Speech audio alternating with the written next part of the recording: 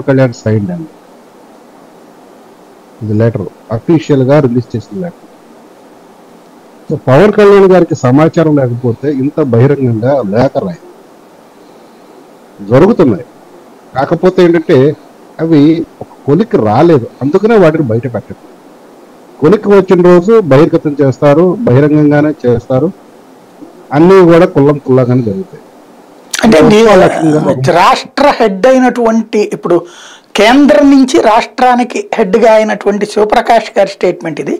ఇంకొకటి మొన్న మాట్లాడినటువంటిది ఆయన సత్య, ఇద్దరూ కూడా ఇదే మొక్క అసలు తెలుగుదేశం మమ్మల్ని సంప్రదించలేదు అంటే. ఇందులో ఒక చిన్నది నాకు కనిపిస్తున్న పాయింట్ ఏంటంటే డైరెక్ట్గా మాతో అప్రోచ్ అవ్వాలి, మధ్యలో ఇంకోళ్ళు ఎందుకు అని అడుగుతున్నట్టుగా ఉంది ఈ వీళ్ళిద్దరు స్టేట్మెంట్లు చూస్తుంటే. అట్లాగేమైనా కలపకూడదా? ఒక్కొక్క అంశాన్ని 360 డిగ్రీల్లో చూస్తే ఏ యాంగిల్లో చూసాడు ఆ యాంగిల్ అది కనపడతా ఉంటాయి. వారి స్టేట్మెంట్లు ఎక్కడ కూడా అభ్యంతరకరంగా ఏం లేవు. కలవాలి అనుకున్న వాళ్ళు మాతో వచ్చి మాట్లాడాలి కదా అనే దాంట్లో ఎక్కడ తప్పేం లేదుగా. అదే వీళ్ళు అలా కలవట్లేదు కదా ఇప్పటిదాకా.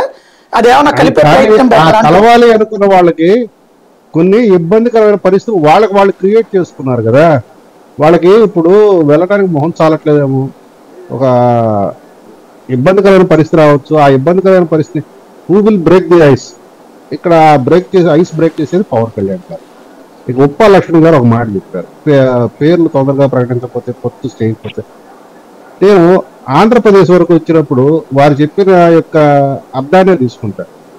ఎవరు ఏ సీట్లో గెలిచినా కానీ అది వచ్చి బీజేపీ ఖాతాలో పడుతున్నప్పుడు ఆంధ్రాలో వాళ్ళు నిర్ణయం తీసుకోవాల్సిన అవసరం లేదు ఎంపీ సంబంధించి.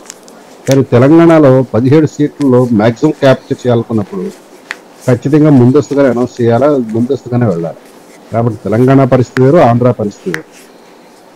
లక్ష్మణ్ గారు చెప్పినట్టుగా అటు వైసీపీ గెలిచినా, ఇటు టీడీపీ గెలిచినా, జనసేన గెలిచినా ఈ మూడు కలిపి తీసుకెళ్లి మోడీ గారి ఖాతాలో వేస్తా అన్నప్పుడు వాళ్ళు తొందరపడాల్సిన అవసరం ఉంది. కానీ అది కాదు వాస్తవం. ఈసారి ఒక పద్ధతి విధానంలో వెళ్తున్నారు. 29 ఎలక్షన్లు లక్ష్యంగా వెళ్తున్నారు. 24 ఎలక్షన్లే కేవలం దృష్టిలో పెట్టుకుని కాదు, ఒక దీర్ఘకాలిక ప్రణాళిక వెళ్తున్నారు. కాబట్టి మా యొక్క వ్యూహం అనేది ఇప్పుడే బయట చెప్పడం అనేది మేము చెప్పదలుచుకోలేదు. అది వ్యూహాత్మకంగా నడుస్తుంది, అడుగులు పడుతున్నాయి. కొంత సమయం వేచి చూస్తే మబ్బులు విడిపోతాయి. అంటే అసలు తెలుగుదేశం పార్టీకి భారతీయ జనతా పార్టీకి మధ్య ఈ రోజు వరకు డైరెక్ట్ మీటింగ్ అయితే జరగలేదు అన్నది కన్ఫర్మేనా? అది తెలుగుదేశం కూడా చెప్పాలి. అది జనసేన పార్టీ అంటే భారతీయ జనతా పార్టీ చెప్తుంది అంటే కలుపుతున్నది మీరు కదా. ఇప్పుడు వాళ్ళు కలుసుకునే సైకలాజికల్ గా లేరు, కానీ కలుపుతున్నది మీరు కాబట్టి ఇక్కడ శివప్రకాష్ గారి స్టేట్మెంట్ని బట్టి చూస్తే ఈ రోజు వరకు వాళ్ళు కలవలేదు.